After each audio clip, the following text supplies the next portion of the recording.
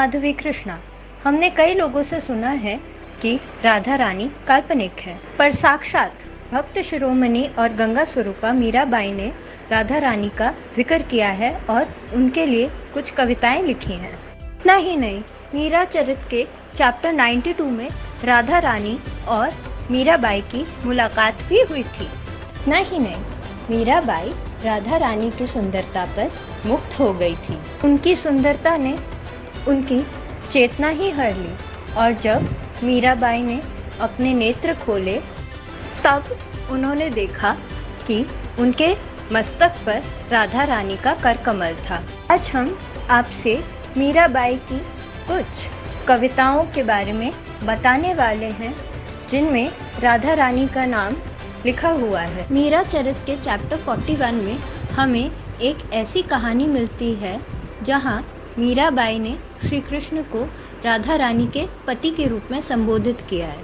थारी छवि प्यारी लागे राज राधावर महाराज, रतन जटित सिरपेंच कलंगी, केशरिया सब साज, मोर मुकुट मकराकृत कुंडल, रसिको रास सरताज, मीरा के प्रभु गिरधर नागर, माने मिल गया ब्रजराज। ये कोई मजाक की बात नहीं है कि जो मीराबाई अपने श्री कृष्ण को अपना पति समझती थी, वह तीज के त्योहार में झूला झूलते वक्त उन्हें राधावर के रूप में संबोधित करती थी। मीरा चरित के चैप्टर 77 में मीराबाई के भावावेश का जिक्र मिलता है।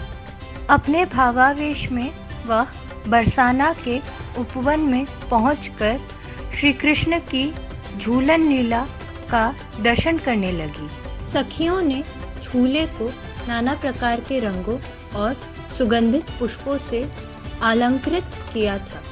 श्री राधा रानी और नंद किशोर झूले पर विराजित थे और सखियां मधुर ताल के साथ तान ले पंचम स्वर में गा रही थी।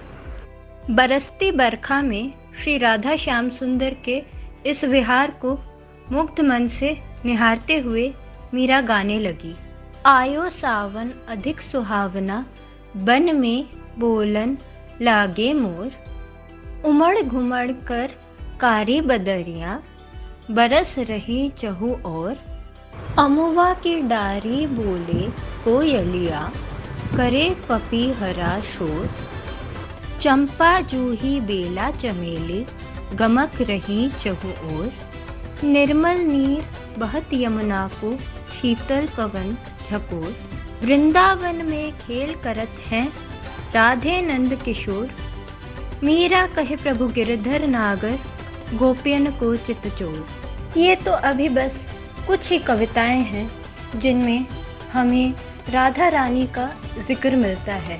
अभी और भी हम आगे आने वाली वीडियोस में हम कविताएं लाएंगे जिनमें मीराबाई ने राधा रानी का नाम लिया है। आप सबसे निवेदन है कि राधा रानी को काल्पनिक बोलने से पहले और उनके भक्तों की आस्था को चोट पहुंचाने से पहले 100 बार सोचिए। यदि राधा रानी काल्पनिक होती तो भगवान श्री कृष्ण मीराबाई पर अपनी असीम कृपा नहीं दिखाते। इतना ही नहीं, यदि राधा रानी काल्पनिक होती तो भगवान श्री कृष्ण मीराबाई को जहर के दुष्प्रभाव से नहीं बचाते। यदि राधा रानी काल्पनिक होती तो मीरा की पुकार पर एक मरे हुए वैद्य को जीवित नहीं करती। यदि राधा रानी काल्पनिक होती तो मीराबाई का द्वारकाधीश की मूर्ति में समावेश नहीं होता।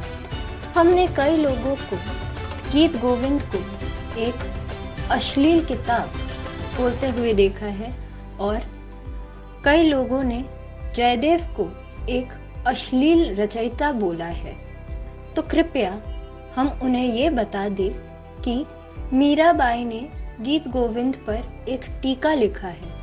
यदि गीत गोविंद एक अश्लील किताब होती तो मीराबाई इस ग्रंथ पर कोई टिप्पणी नहीं करती।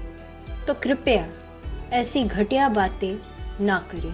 और आपको हम ये बता दें कि मीराबाई कोई साधारण जीवात्मा नहीं है, वह साक्षात देवी गंगा है।